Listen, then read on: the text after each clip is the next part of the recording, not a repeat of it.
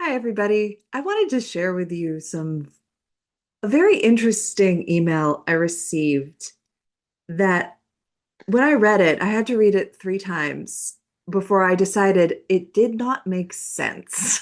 And here's the scary thing. Here's the scary thing. The person who wrote this, who I will not throw under the bus because I adore her work, she's a copywriter. She's a professional copywriter. She's been in the business about as long as I have, if not a little longer. She's also a business coach. She's somebody whose work I have respected for many years and have paid for and will continue to pay for. I just think the world of her.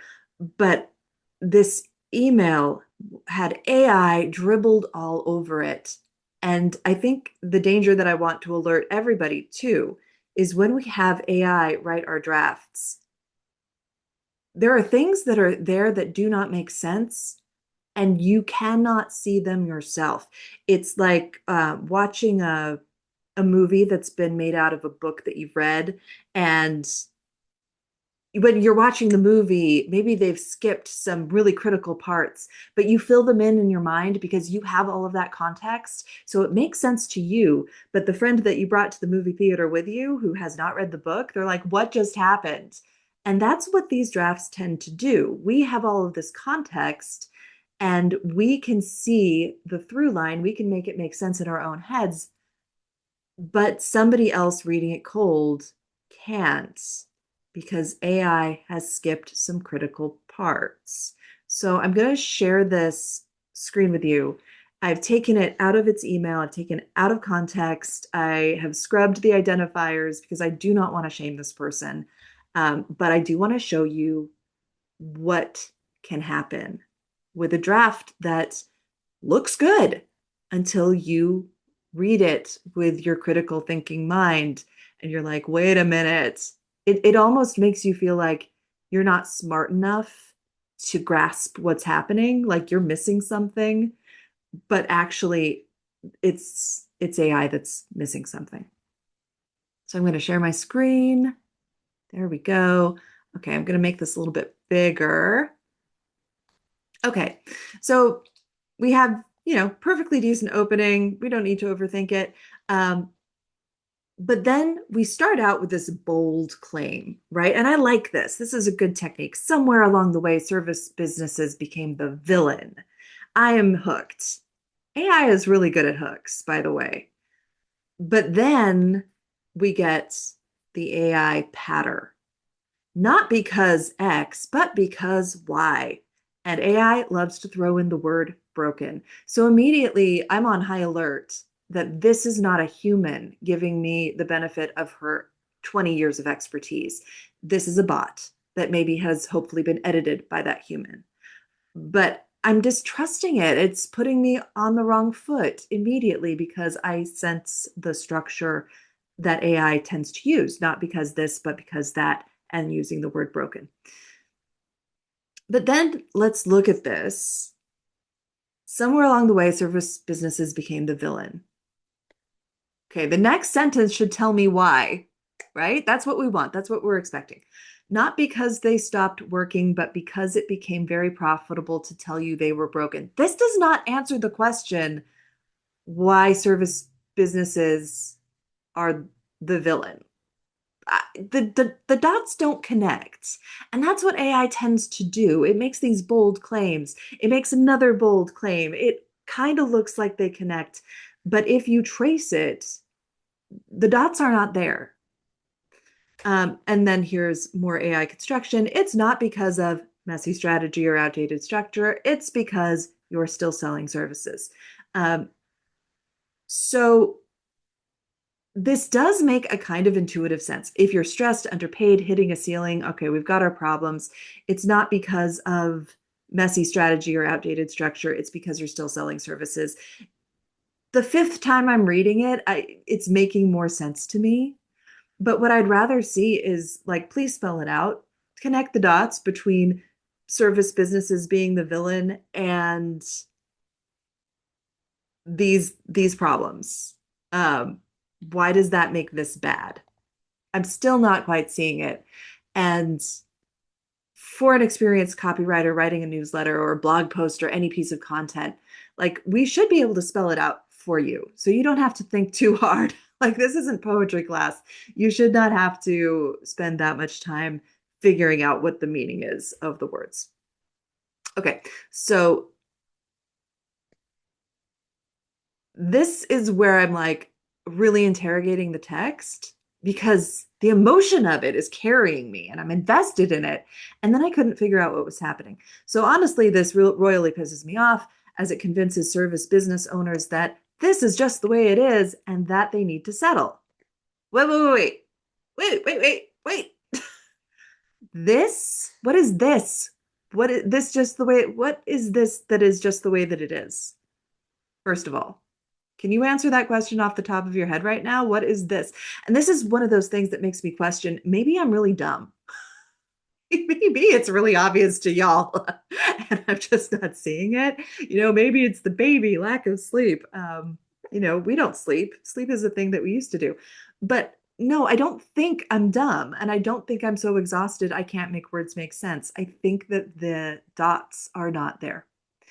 And then there's that they need to settle. So service business owners are convinced they need to settle for what? What are they settling for? This is never answered.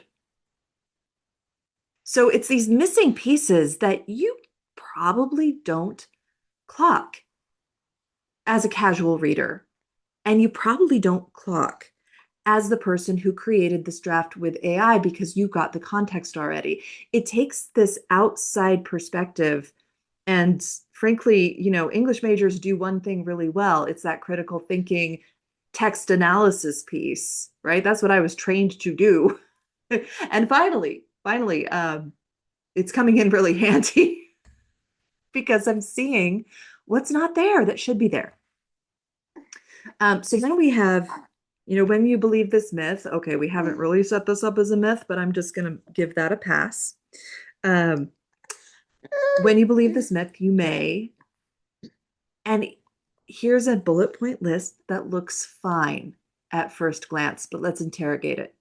Stop fixing things that are actually fixable. What things? If this was your draft that you were handing me, and I would be asking you these questions. What are these things that are fixable that you're fixing?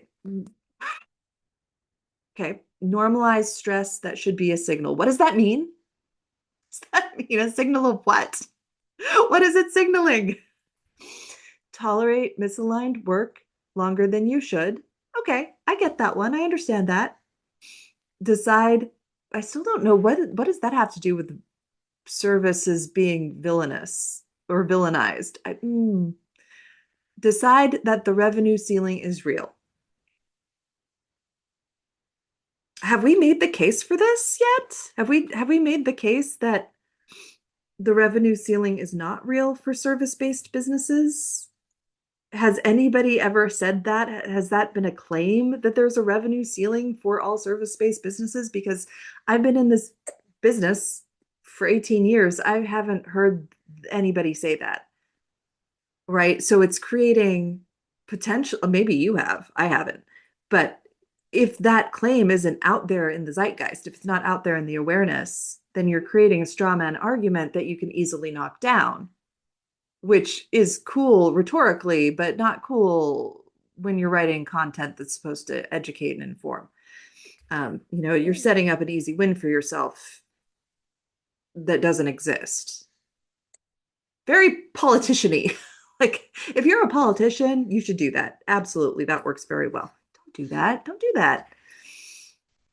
Okay, so the rest of it is fine. It tracks. This makes sense. Instead of improving the business you have, you start doubting it, and other business models begin to look like an escape hatch. I'd love to see what those other business models are. Like, are we setting up service-based businesses as opposed to product-based businesses, or software as a service-based businesses? Like, what are these other options? I don't know. I would like to, because it could make more sense. Like, it makes sense, but it could make more sense. Uh, the thing that's not talked about, parts of the business you're struggling with, aren't because you're offering services. Like, it's not because this, it's because that is so bot talk, bot speak. It's not your services, it's your strategy. It's not this, it's that. So the rest of it is okay.